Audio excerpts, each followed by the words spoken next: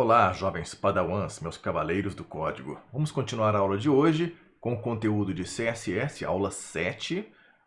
Então, dando continuidade, no conteúdo de hoje nós vamos aprender, nós vamos rever, na verdade, algumas coisas do CSS, relembrando que o CSS nós podemos modificar a aparência dos elementos HTML, deixando ela no formato que para a gente fique mais interessante, ou seja, para o usuário final, né, para o nosso cliente, vai ficar mais interessante. Podemos alterar desde cores das fontes, como o aspecto visual completo de elementos, como tabelas e campos de texto. Especificamente na aula de hoje, vamos falar sobre as tabelas, sobre como modificar as tabelas, né, sobre as propriedades também display e a propriedade position dos elementos HTML. Inicialmente, sobre tabelas, alguns exemplos que eu selecionei aqui do site do W3 Schools, que vamos pegar a primeira tabela, que é o exemplo básico. Nada mais é do que uma tabela simples. A única modificação que nós temos aqui é que foi definida uma borda de 1 pixel, sólida e cor preta para toda a minha tabela. Ou seja, para a tabela, para o TH, que é o meu header, e o TD, que é a minha célula, no caso aqui, né? O TR e TH, perdão, o TR sendo a minha linha, o TH e o TD sendo as minhas colunas. Perfeito. Então nós temos aqui todo mundo com borda. Percebam que a borda, ela está com um espaço entre elas. Ou seja, a borda do meu TH, que é esse first name e last name, ela está com uma borda em volta. O meu TD, que é o meu Peter Griffin, Lois Griffin aqui, também estão com uma borda e existe um espaço entre elas. Também existe um espaço entre a borda da tabela como um todo. Eu vou exemplificar aqui, eu vou remover o TH e o TD, tá? Eu vou deixar somente a tabela sendo executada com essa configuração aqui visual. Percebam que as células não apresentam nada visual, não tem nenhuma linha.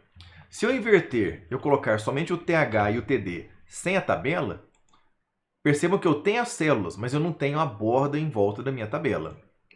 Bom, o que a gente tem que fazer para mexer com uma tabela é basicamente aprender a configuração básica para eu poder distribuir essa tabela aqui ao longo da minha página. Você pode perceber que ela está alinhada à esquerda da página. A página, no caso nosso aqui, é somente essa parte branca, tá? E ela está com essas configurações aqui, deixa eu executar de novo, em que existe uma borda, meio que borda dupla, mas não é especificamente borda dupla. Ela simplesmente tem uma borda para cada elemento da minha tabela. O table, o TH e o TD. Bom, se eu quiser, por exemplo, distribuir essa borda, essa tabela, ao longo de uma página inteira, ou seja, na largura da minha página por completo, como está aqui, a gente vai usar a propriedade da tabela, né? A tabela tem que ter a largura de 100%. Então, perfeito. Agora minha tabela já tem 100% de largura, né? Width. Porém, olha que interessante. Ao mesmo tempo, a tabela, as bordas estão colapsadas, tá? Border collapse, collapse. Eu quero que as bordas elas caiam uma sobre as outras. Ao invés de ficar uma paralela à outra, vão agora encaixar a outra, tá? A propriedade da tabela continua da mesma forma com a borda de 1 pixel sólido preto.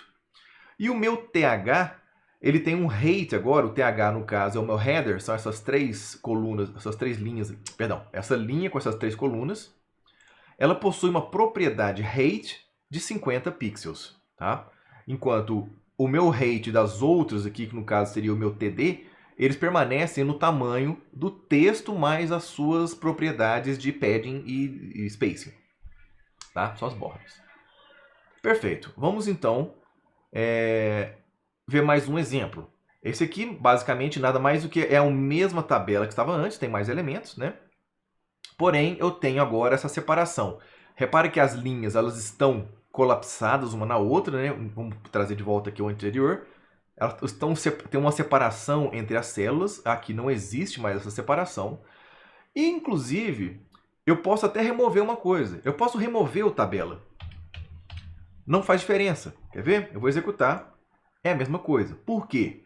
Porque, como eu já tenho o TD e o TH com as bordas colapsadas, E o TD e o TH, eu vou remover também a tabela aqui e vou executar. O meu TD e o TH possuem as bordas em todas as laterais dela. O que vai acontecer? Se eu remover a tabela, eu permaneço com os meus TD, TH e TR. Todos eles com, na verdade TR não, mas o TD e TH. Permanecem eles com as linhas. Então permanece a tabela do mesmo jeito. Economizei uma palavra aqui no meu código. Bom, se eu quiser fazer uma pequena diferença aqui, reparem que os textos meus, eu tenho uma coisa que o primeiro, o first name, last name e savings, que é o meu TH, o meu header, eles estão alinhados centralizados, enquanto todo o resto da tabela estão alinhados à esquerda. O que vai acontecer? Eu tenho um exemplo em que eu posso definir com que todo o TH, né, o header meu, que é a única informação que está diferente, será alinhada à esquerda. Também poderia ter feito diferente. Todo o TD fosse totalmente alinhado ao centro.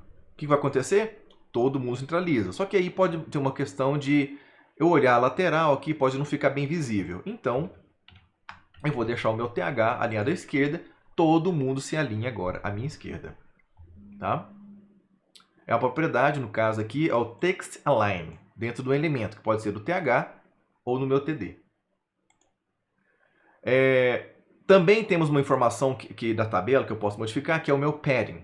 O padding eu já falei umas anteriormente. Se eu clicar o botão direito, vamos pegar o Peter aqui, clicar o botão direito sobre a palavra Peter e pedir para inspecionar elemento, vocês não estão vendo aí, mas estou fazendo isso. Botão direito na palavra Peter, inspecionar elemento. Vai aparecer essa janela aqui. Como vocês podem ver aqui, a palavra Peter, que está marcada ali, eu tenho um padding superior, o padding em volta de toda a minha palavra, de 15, imagino que seja pixels, tá? E eu tenho um pequeno espaço para cima e para baixo, tá ok? O que está acontecendo aqui é que a minha palavra ela está totalmente envolta em 15 pixels, tá aqui, ó. Ok? Bom, mas suponha que eu não queira que os pixels laterais existissem. Eu queria que a lateral do meu pad fosse 0. Então eu coloco espaço, 0 pixels. Então eu tenho um padding de 15, 0, vai funcionar da mesma forma. 15 em cima, 0 na direita. 15 embaixo, 0 na esquerda. Pronto. Agora, percebo, vou de novo lá no Peter, botão direito inspecionar elemento. Eu tenho 15 pixels em cima, 15 pixels embaixo. Dá para ser visto pelas cores roxas que apareceram na palavra Peter. Mas eu tenho 0 pixels nas laterais. Ou seja, o meu padding se tornou nesse formato, 15, 0, 15, 0. Se eu quiser definir 15 em cima, 0 embaixo, 10, não, 0, perdão, 15 em cima, 0 na direita, 10 embaixo e 5 na esquerda, é só eu definir um por um e pronto. Agora eu tenho definido 15, 0, 10 e 5. Pode ver que a borda lá se modificou também. Vou fechar tudo isso aqui. Fechar esse código todo e vamos para o próximo. Nesse exemplo último aqui, ele tem completo. Tá? Basicamente, eu tenho uma tabela completa aqui. Tem até umas funcionalidades extras nela, que é do CSS. Eu vou falar um por um. Primeiramente, a tabela ela foi definida. Onde é que ela está aqui? No caso, a minha tabela ela tem um ID. Então, eu vou definir o elemento da tabela com um ID. Se eu pegasse essa tabela, vou copiar ela todinha.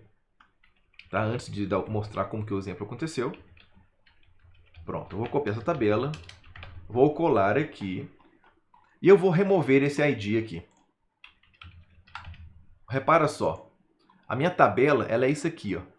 Não existe nada. Não tem informação nenhuma. Eu vou dar um Ctrl Z. Não existe mais essa tabela. E vamos entender o que aconteceu aqui. O que aconteceu aqui é o seguinte. O elemento de ID Customer, foi o que eu estou falando aqui. Ele vai ter uma font family, ou seja, a família da fonte aqui. É um Trebuchet MS, ou Arial, Helvética ou Sans Serif. A primeira que ele conseguir, ele pega. Tá? Lembrando de novo que, por que o Trebuchet MS está entre aspas? Porque a palavra possui um espaço entre ela. Tá? Perdão. A borda, no caso aqui, o Border Collapse, ela está como Collapse. Ou seja, eu estou fazendo com que a borda se una uma à outra. Não existe espaço entre elas, não existe um padding. Tá? E a largura da minha tabela inteira, o width, está com 100%. Então ele está pegando essa parte branca inteira, 100%.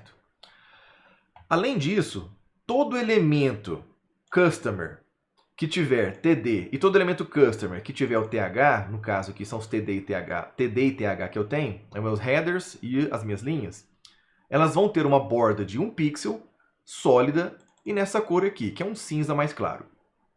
E vamos ter também um padding em volta do texto, que o pad funciona dessa forma, de 8 pixels. Tá? E ele faz umas coisas. Eu vou colocar um pouco mais embaixo aqui também. O todo customer TH, no caso aqui, minhas linhas, essas linhas aqui, elas vão ter um padding top de 12 e um padding bottom de 12. O alinhamento do texto é à esquerda. O background color vai ser essa cor aqui. E minha cor de frente vai ser branco. Isso é o meu TH, que no caso é essa informação aqui de cima. Tá? E quanto ao Customers TR, que é a minha linha. Olha que interessante. Para cada linha, a enésima linha do TR, né, a enésimo filho que for par, o background color vai ser essa daqui, que vocês podem ver que é essa cor que está aqui no Alfred Futterskit, ou Centro Comercial Moctezuma. E sempre que eu chegar o mouse em cima, a cor dele vai ser aquele cinza que eu estou chegando o mouse em cima, um cinza mais escuro. Ou seja, o meu hover, tá? O Customers TR, hover. Estou fazendo o quê? Sobrepondo o mouse sobre o elemento. Então o que está acontecendo aqui é o seguinte. Toda a minha tabela, ela possui uma cor branca. Mas todo o TR, toda linha, a enésima linha que for par, ela possui essa cor cinza um pouco claro. Quando eu chegar o mouse em cima da linha, a cor se torna o cinza escuro quando eu passo. E depois ela retorna ao normal quando eu saio com o mouse. Mas olha que interessante.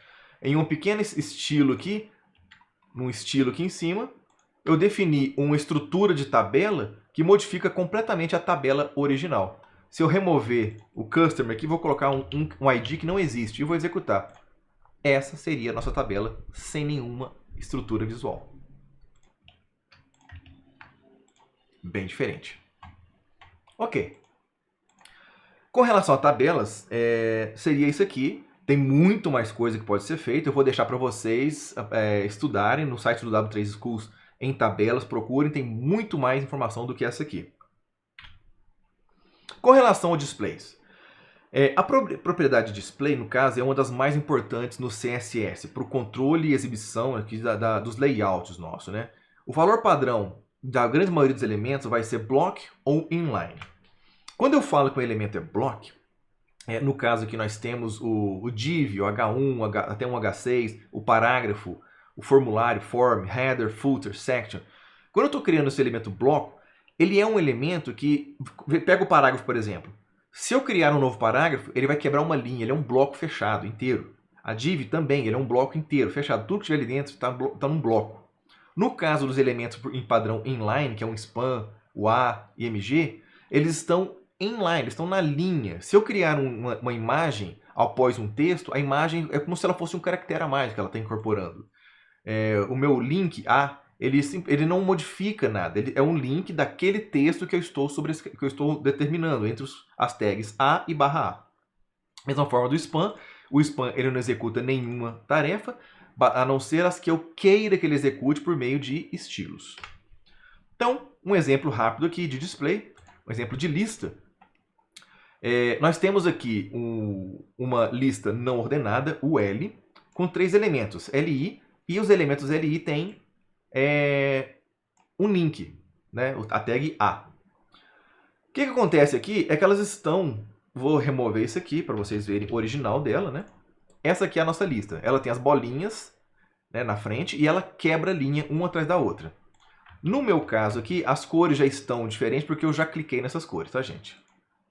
Quando eu defini que o LI, ou seja, todos os elementos da minha lista não ordenada, possuem o display inline agora, olha o que acontece. A bolinha se perde e os elementos agora estão um na frente do outro. Tá? Eu perco aquela estrutura da lista não ordenada que ele monta para a gente. No caso de um elemento de span, O span, vou remover aqui também de novo. O span originalmente, que no caso, olha aqui, é o... Onde é que tá? Ok, span. A display property with a value of block results in...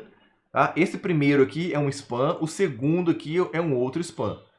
Ambos, o span, ele é uma propriedade inline. Então, o display dele vai fazer com que não tenha alteração nenhuma nesse texto. Porém, se eu alterar o span para um display de bloco, olha o que acontece. A display property with a value of block results in, fechou um span, iniciou um segundo span. Ele quebra a linha, é um outro bloco. Eu só vou conseguir fazer com que isso aqui fique um atrás do outro se aumentar, aumentar e não vai ter jeito. Tá? Outro exemplo bacana é o do link, que o link ele possui um display original, inline, ou seja, ele não é um texto completo, não tem quebra de linha.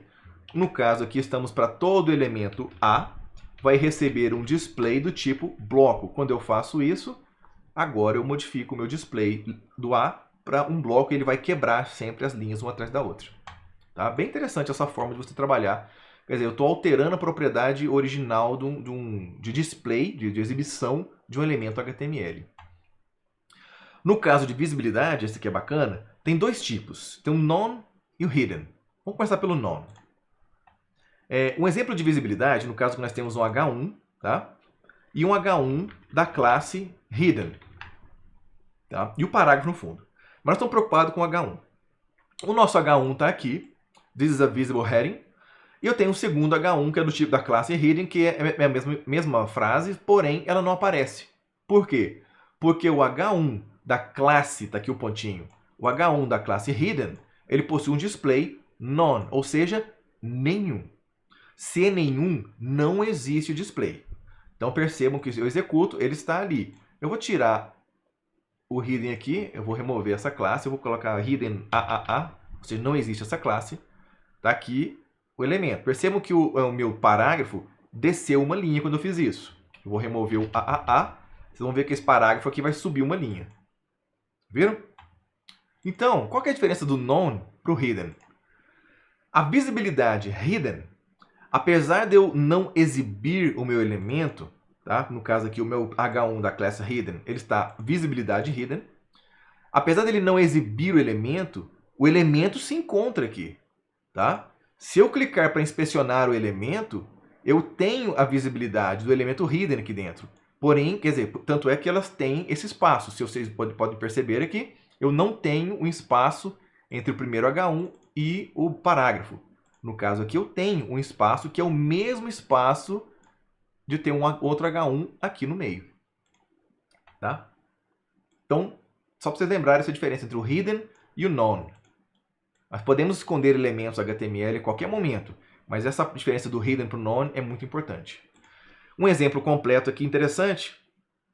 Nós vamos pegar aqui alguns elementos que vão ter qualquer elemento da classe IMGBox. Né? Perceba que o ponto, então, qualquer elemento HTML da classe IMGBox vai ter um float, ou seja, vai ter uma flutuação aqui, float à esquerda, um text align, elemento de texto centralizado, uma largura, width, de 120 pixels, uma borda sólida na cor cinza de 1 pixel, uma margem de 4 pixels e um padding de 6 pixels. A margem e o padding em volta do elemento inteiro IMGBox. Nosso botão tem uma largura, width, de 100%, lembrando aqui que é 100% dentro do elemento que ele se encontra. Tá? E aí nós temos aqui as nossas informações, que é um H3 inicial e tal. E de repente chegamos aqui nas nossas divs. As minhas divs, que são da classe IMGBox, vão receber essas propriedades. Tá? Tem uma atrás da outra aqui. O que está acontecendo?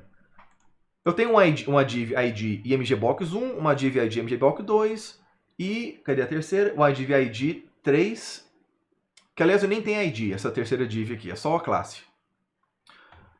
Eu tenho a minha imagem dentro dessa div. Tá? Essa minha imagem, no caso aqui, tem um alt, caso a imagem não seja carregada, vou criar um erro aqui. Não foi carregada, vai mostrar, é uma imagem da Itália. Então deixa eu voltar aqui para o correto. Executando. Pronto, está aqui, minha Itália.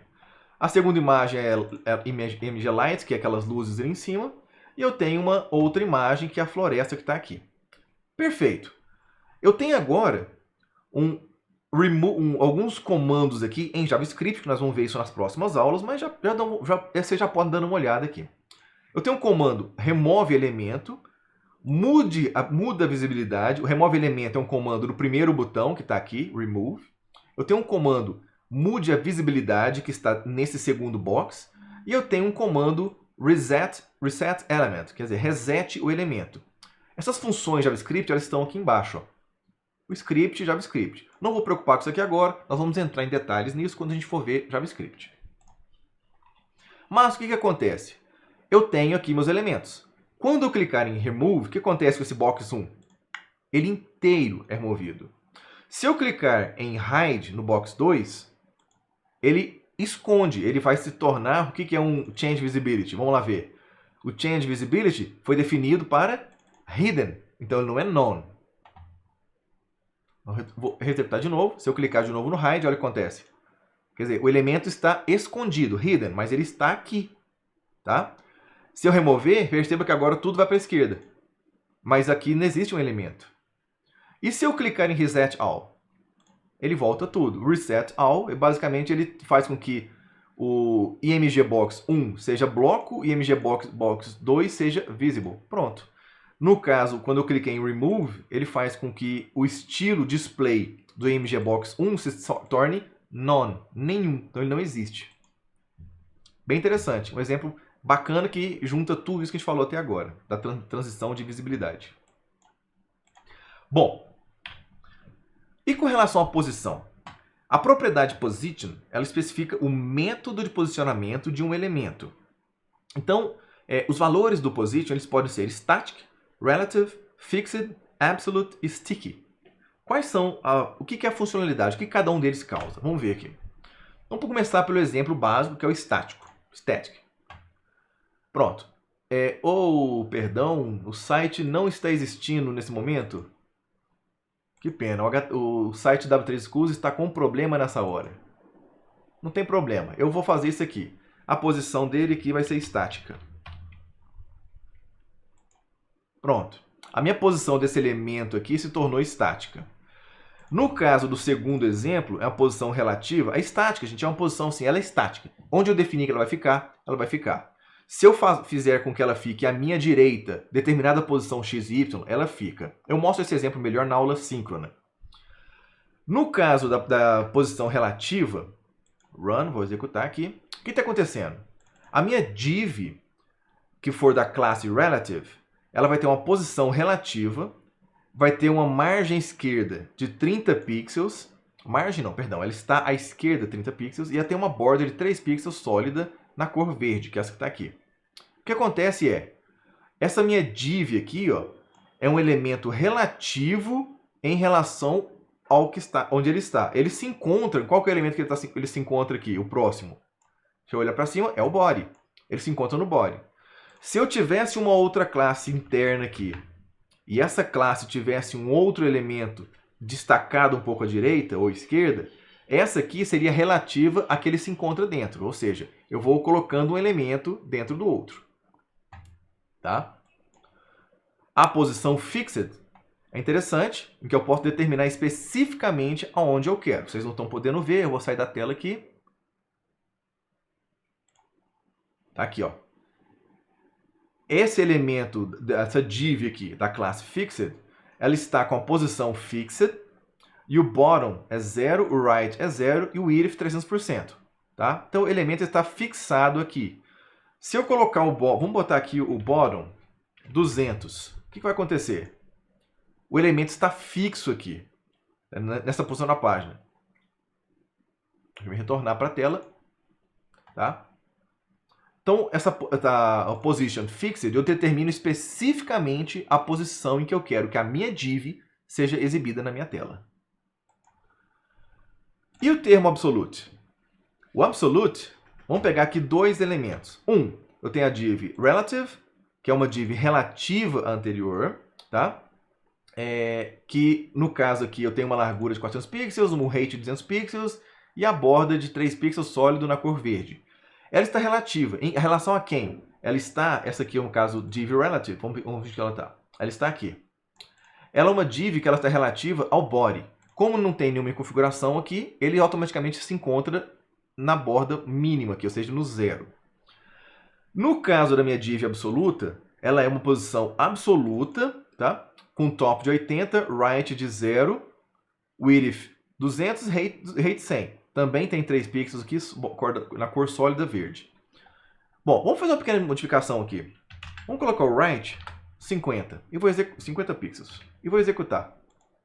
Olha só, eu tenho aqui uma borda de 50 pixels, mas vamos modificar então o relative? Vamos pegar o relative aqui. O meu left agora... Opa! Só um segundo, tenho que modificar meu teclado. O meu left agora se encontra com... Vamos colocar 50 pixels também. E eu vou executar. Estão vendo o que aconteceu? No momento em que eu modifico essa div aqui para se deslocar para a direita um tanto, no caso nosso foi 50 pixels, o elemento que está interno, que tem uma posição absoluta em relação a esse, ele também se desloca. Tá? Isso é bem interessante, porque agora eu consigo fazer com que eu criar um elemento interno, um bloco, e esse bloco vai ser exibido como eu quiser, não importa onde eu coloque ele na tela. Tá? Essa div verde maior aqui que está por fora seria o meu bloco principal, onde eu tenho um texto e uma segunda div com um texto dentro. E a posição dela, não importa o quanto eu modifique, ela vai permanecer desse jeito. Ok? Bom, e o stick? O stick é um exemplo que eu acho muito bacana. Esse elemento aqui verde que vocês estão enxergando, ele é sticky, tá? Pegajoso, né? Ele é grudento ali. O que acontece? A minha div que for da classe sticky, ela vai receber uma posição. Agora olha aqui o termo. Menos WebKit, menos sticky. Tá? Então nem todo browser vai receber esse aqui. Isso aqui é importante perceber. A posição minha vai ser sticky.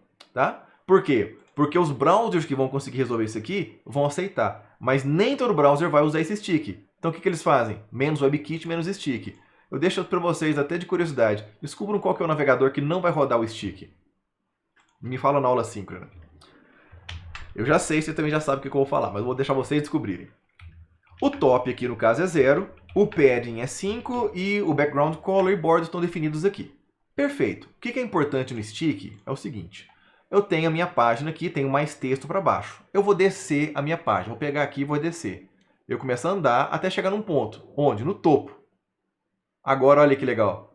A página continua andando, mas o elemento está colado. Ele está sticky, ele não sai dessa página. Se eu retornar, deixa eu voltar aqui no final, vou retornar. Começou a aparecer texto. Cheguei em cima, a posição original que ele estava. Está aqui. É bem bacana isso aqui. Deixa eu ver o que eles fazem aqui embaixo. Eu vou copiar mais um pouco de texto aqui. Eu vou colar mais algumas vezes aqui. E vou pegar um outro stick aqui de cima. Que no caso é essa div aqui. E eu vou colar mais ou menos aqui, ó. Vamos ver o que vai acontecer aqui. Então eu tenho aqui a minha página, meu stick, eu vou descendo aqui, ele vai colar lá em cima. Eu vou descendo e vai aparecer um ou outro stick. Tá aqui. O que vai acontecer se eu encostar em cima? Também ela colou. Só que se eu voltar, ele não cola na parte de baixo. Aqui está a questão. Você consegue fazer com que esse stick seja fixo daqui para baixo. O inverso também vai acontecer. Eu posso definir um stick que não passe da parte de baixo. Tá? Como que eu vou definir isso? Vai ser aqui em cima. Tá? Eu vou deixar para vocês esse exercício para descobrirem onde que é que eu faço com que o stick não consiga descer. Percebam que eu tenho um lá embaixo. Tá aqui. Por que quando eu chego aqui embaixo ele não sobe? Tem que olhar isso aqui. Então, deixo essa dúvida para vocês. Bom, na próxima aula, nós vamos continuar com mais CSS. Vai ser, se eu não me engano, vai ser a última aula de CSS antes da gente começar com JavaScript. Nós vamos falar especificamente da parte de barras lá de cima. Ai, fugiu, meu Deus, fugiu o nome da palavra aqui agora. Dos menus, não é barra não. Os menus aqui que nós vamos estar desenvolvendo. Perfeito. Nessa aula, o que vocês vão fazer? Vão pegar isso aqui vão adicionar essas informações ao exercício que vocês já fizeram nas aulas anteriores. Usem o stick e façam esse teste que eu estou falando. Deixem que o stick cole em cima e cole embaixo. Ok? Fico por aqui. Até um abraço, gente.